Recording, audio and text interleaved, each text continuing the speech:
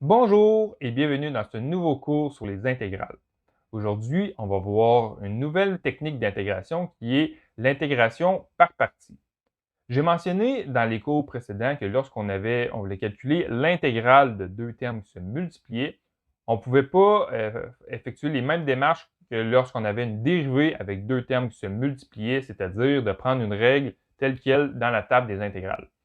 Mais c'est en partie vrai, on a la règle 4 dans la table des intégrales qui s'applique lorsque on a deux termes qui se multiplient. Mais avant de pouvoir utiliser la règle 4, on doit faire une certaine transformation de notre intégrale pour pouvoir l'utiliser. Et la transformation, on va la faire grâce à l'intégration par partie. Pour certaines intégrales, l'intégration par partie peut devenir très complexe et impliquer beaucoup d'étapes. Donc, la méthode d'intégration par partie, on va l'utiliser lorsque on n'est pas en mesure d'utiliser aucune autre des techniques d'intégration. Je vais vous montrer à l'instant les étapes à suivre. Donc, quand utiliser la technique d'intégration par partie, premièrement, comme n'importe quelle technique, on va l'utiliser lorsqu'on ne peut pas utiliser une fonction telle quelle, on ne peut pas utiliser une règle ou une formule telle quelle de la table des intégrales, puisque c'est la méthode la plus facile de résolution d'une intégrale. Et ensuite, on va l'utiliser lorsqu'on a deux termes qui se multiplient et qu'on n'est pas en mesure d'utiliser aucune autre technique d'intégration. À ce moment-là, on va avoir, notre intégrale va être composée de trois termes.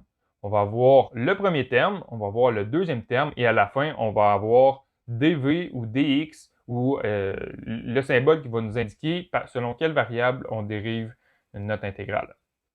Là, on va devoir faire, c'est décomposer l'intégrale en deux parties.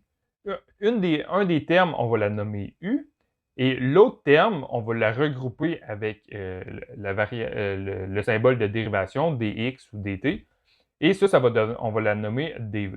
L'ordre des termes qu'on va assigner à la variable U et l'autre qu'on va regrouper avec le dv est important puisque un peut être plus complexe que l'autre. Donc, dans notre choix de termes, on va regrouper avec le dv le terme qui va être le plus facile à intégrer. Vous allez voir pourquoi plus tard. Ensuite, pour le terme u, donc le premier terme, on va calculer sa dérivée.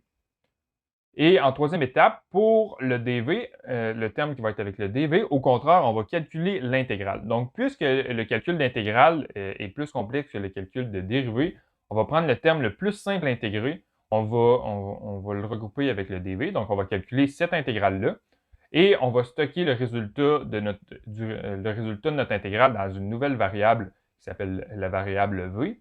Et ensuite, on va appliquer la règle 4 de la table des intégrales. Donc, quand on s'en va au niveau de la table des intégrales, on a la règle 4 ici. Donc, l'intégrale de u fois dv, c'est égal à u fois v moins l'intégrale de v du.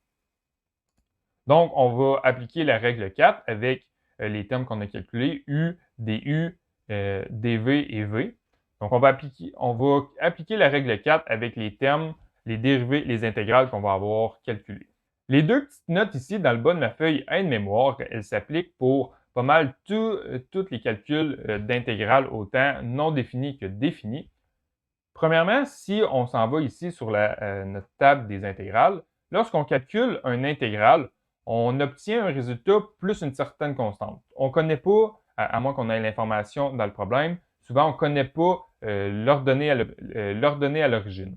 Ce qu'on va faire pour nous aider à gagner de l'espace sur notre feuille de calcul et aussi éviter des erreurs de retranscription lorsqu'on travaille avec un trop grand nombre de constantes, à chaque fois qu'on va calculer une intégrale, par exemple, quand on va utiliser des techniques d'intégration qu'on doit calculer plusieurs intégrales, on ne va pas indiquer la constante à chaque fois. On va écrire le résultat de notre intégrale sans indiquer la constante plus c, mais on va l'indiquer à la fin seulement. Donc, on ne va pas indiquer la constante plus c, mais lorsqu'on a terminé notre calcul d'intégrale non défini, on va écrire la constante plus c à la fin seulement. Et concernant les intégrales définies, ce qu'on doit faire, c'est premièrement calculer notre intégrale non définie, donc les étapes pour les intégrales définies.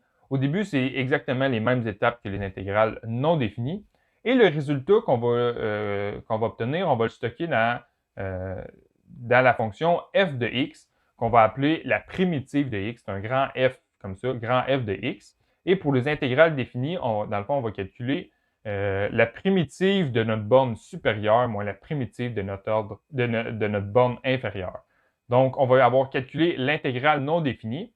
On va prendre l'intégrale non définie, on va remplacer x par notre borne supérieure et on va lui soustraire notre intégrale non définie avec la borne inférieure.